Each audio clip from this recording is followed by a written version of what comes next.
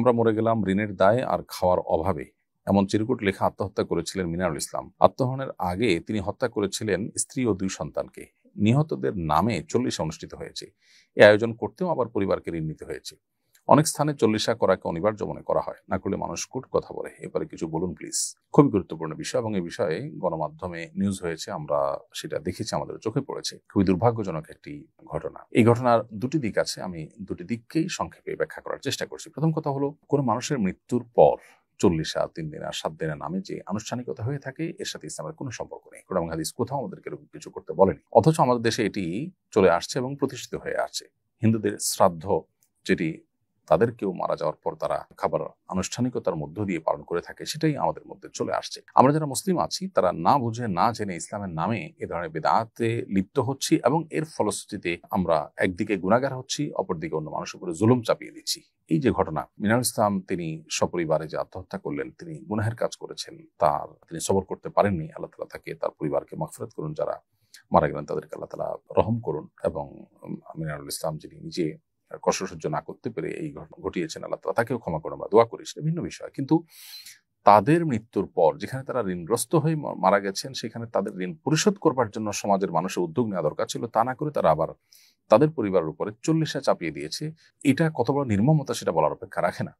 ধর্মের ভুল ব্যাখ্যা যদি সমাজে প্রতিষ্ঠিত হয়, তাহলে সেক্ষেত্রে মানুষ ক্ষতিগ্রস্ত হয়। এটা তার একটা উদাহরণ। বাংলাদেশের মানুষ যেহেতু ধর্মপ্রাণ, অতএব এখানে ধর্মের সঠিক শিক্ষা, ধর্মের সঠিক চর্চা অনেক গুরুত্বের সাথে থাকতে হবে। না থাকলে আমরা দিন শেষে ক্ষতিগ্রস্ত হব।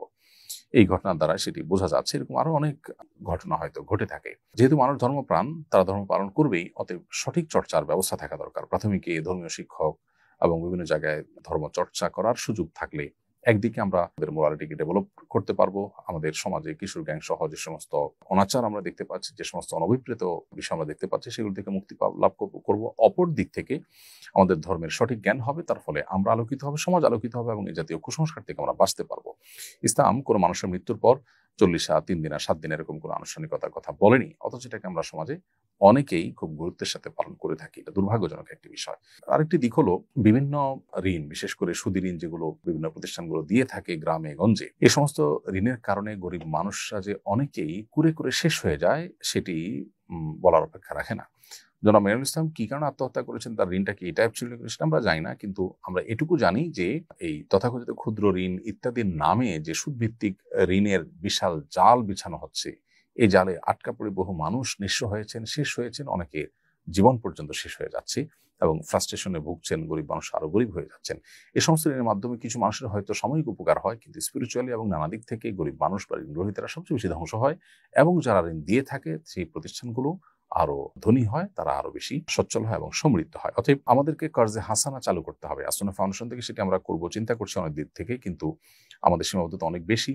অন্য যত প্রতিষ্ঠান আছে, যাদের সুযোগ আছে, ছোট্ট পরিসর হলেও কর্জে হাসানার এই প্রচলন আমাদেরকে চালু করতে হবে। প্রত্যেক এলাকাতে মসজিদ কর্তৃপক্ষ উদ্যোগ নিয়ে সে এলাকার দরিদ্র অভাবী মানুষদের তাদের দারিদ্র এবং তাদের কষ্ট দূর করবার জন্য উদ্যোগ নেওয়া উচিত। তাহলে ইনশাআল্লাহ বিদিল্লাহ এই ধরনের ঘটনা হয়তো ঘটবে না। সেই সাথে দিনের সঠিক শিক্ষাটা আমাদের সমাজে ব্যাপকভাবে বিস্তার করতে হবে। আস-সুন্নাহ ফাউন্ডেশন, উম্মার স্বার্থে, সুন্নাহর সাথে।